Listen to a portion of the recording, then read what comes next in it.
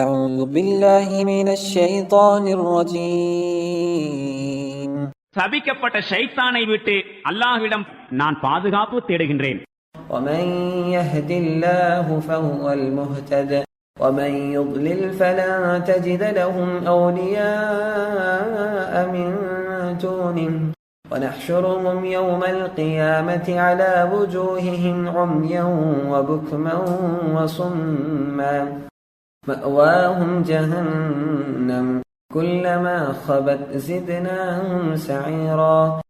யாருக்கு அல்லாஹ் நேர்வழி காட்டுகின்றானோ அவரே நேர்வழி பெற்றவர்.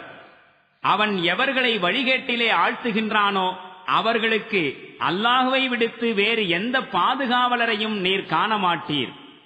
மறுமை நாளில் நாம் அவர்களை முகம் குப்புற இழுத்து வருவோம், குருடர்களாய், செவிடர்களாய், மேலும் ஊமையர்களாய். அவர்களின் இருப்பிடம் நரகமாகும். அதன் வெப்பம் தணியத் தொடங்கும் போது நாம் அதனை இன்னும் கொழுந்துவிட்டு எரியும்படி செய்வோம். ذلك جزاؤهم بأنهم كفروا بآياتنا وقالوا أئذا كنا عظاما ورفاتا أئنا لمبعوثون خلقا جديدا. அவர்கள் நம் சான்றுகளை நிராகரித்ததற்கும் நாங்கள் வெறும் எலும்புகளாகி மக்கி மண்ணோடு மண்ணாய் ஆகிவிட்ட பிறகு புத்தம் புதிய படைப்பாய் நாங்கள் எழுப்பப்படுவோமா என்று கேட்டதற்கும் உரிய கூலியாகும் இது.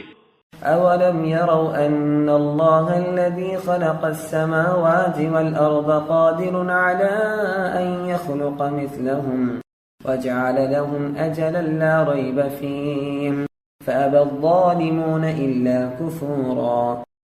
வானங்களையும் பூமியையும் படைத்திருக்கின்ற அல்லாஹ் இவர்கள் போன்றவர்களை படைப்பதற்கு திண்ணமாக வல்லமை பெற்றவன் என்பது இவர்களுக்கு புலப்படவில்லையா என்ன? அவனே அவர்களை ஒன்று சேர்ப்பதற்கென குறிப்பிட்ட ஒரு காலத்தை நிர்ணயித்துள்ளான். அது வருவது திண்ணம். ஆயினும் கொடுமை புரிபவர்கள் அதனை மறுப்பதிலேயே பிடிவாதமாக இருக்கின்றார்கள்.